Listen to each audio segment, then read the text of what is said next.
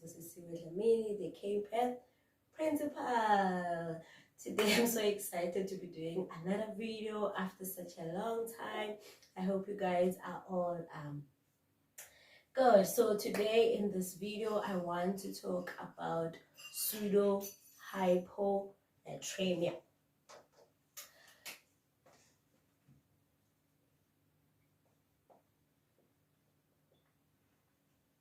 So basically pseudohyponatremia.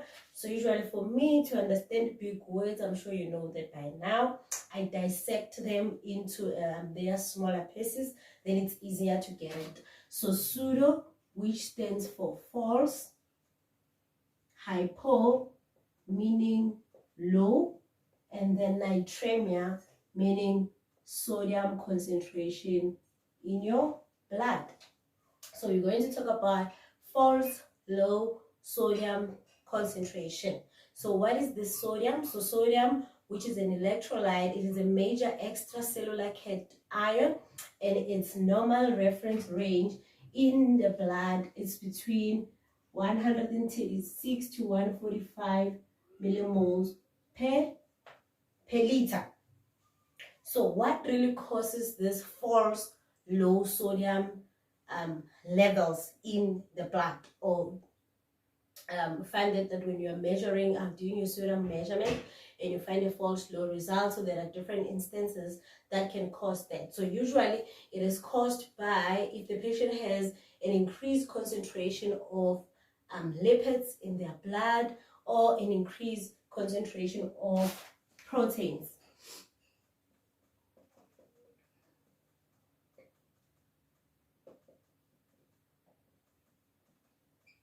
So more especially if you find that your sample is lipemic, or if you find that you have a patient with multiple myeloma, because they tend to have high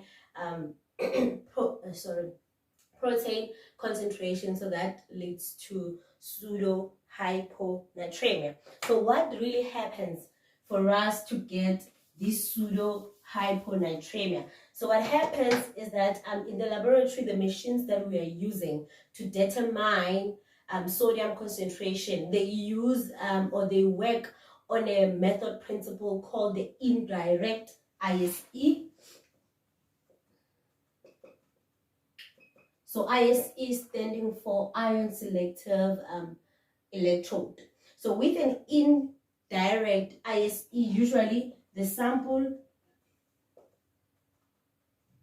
it is pre-diluted before the measurement. So what happens is that as soon as, sometimes you might not even see that, but that happens. So as soon as the sample has been loaded into the analyzer, so the analyzer will make an onboard dilution before introducing that sample into the electrode, and then the measurement will take place there. So that's what happens. So this method principle, it was done in such a way that there's a pre-assumption that your plasma contains 92% of water. So if this is your blood, your whole blood that was centrifuged, so here you're going to have your red blood cells, and then there you have your plasma.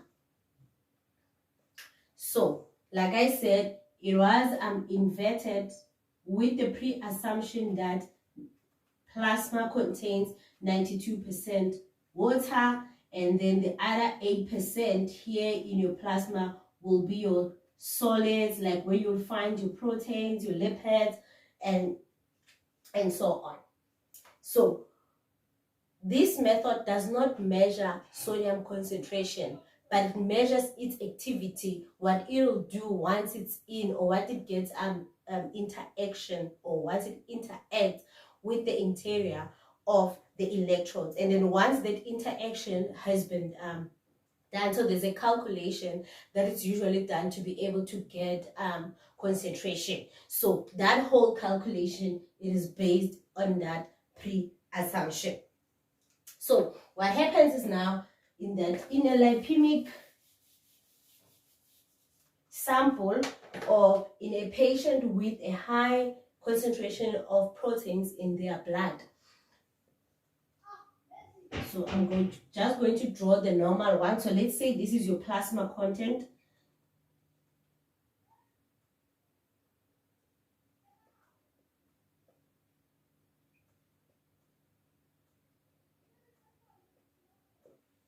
So if this is your normal plasma content, so there you have your water, which is 92%, and your solids, which will fall in the 8%. So we find sodium in the water part of the plasma.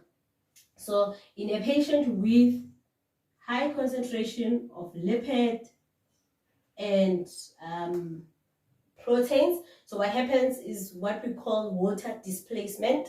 So now, let's say for example, because of an increase in your lipids concentration, so now your solids, they occupy 15% of your plasma, and then your water part, it is 85%.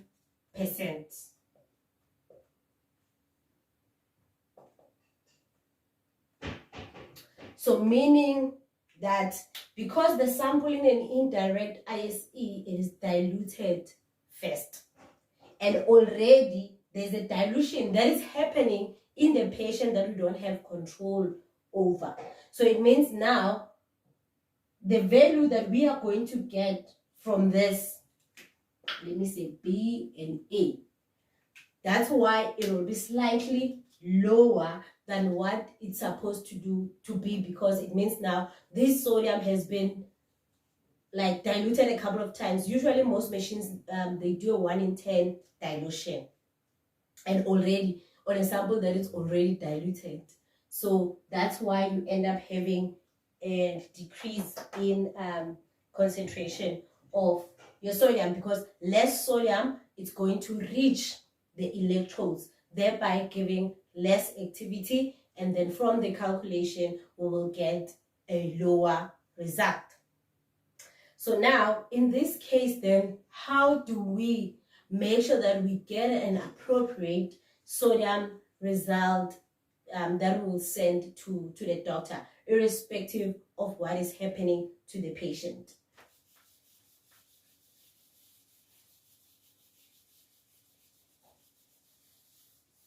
So number one, what you can do, it will be to run that sample on an analyzer that uses direct ion selective electrode method.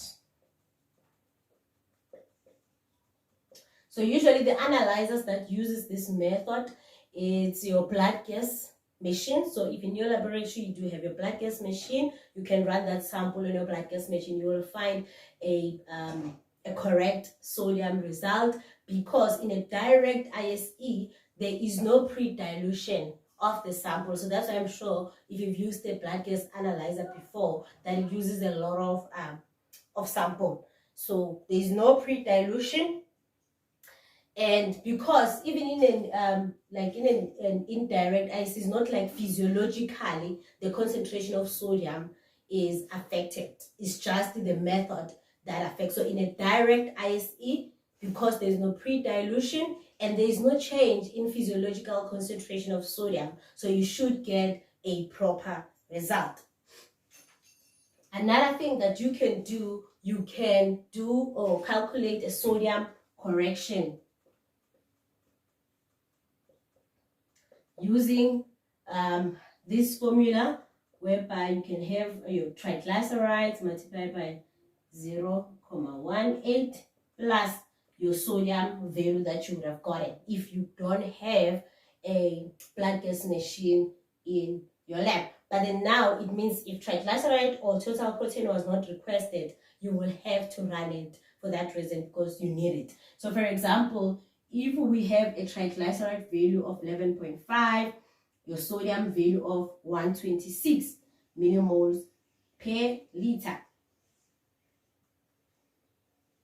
So how you would calculate this, so you will substitute your triglyceride as 11.5 millimoles per liter multiplied by 0.18 plus sodium, and then it will give you, our sodium is 126, and then it will give you a value of 128.07 millimoles per liter. So this is the corrected sodium value. So this is what it's going to be reported to the doctor.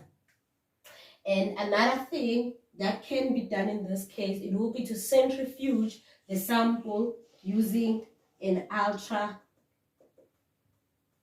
centrifuge, so that all those lipids can be removed, and then you can be able to get a proper value.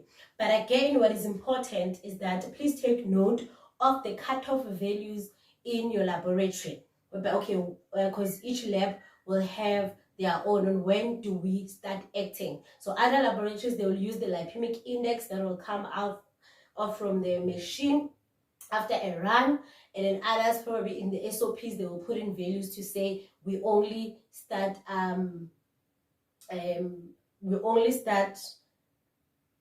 correcting sodium, or we only start acting when the triglyceride value is this much, and when the total protein value is this much. But anything less than that we will still send out, because they believe probably there won't be any clinical significance with those results. So make sure that you follow your lab's protocol. So basically that's it from me. That's pseudohyponatremia. Thank you for watching. If you have any question or any comment, please put them down below in the comment section. Please don't forget to share my videos to people, especially students who are still preparing for their board exams. Yeah, I think they will help them at in one way or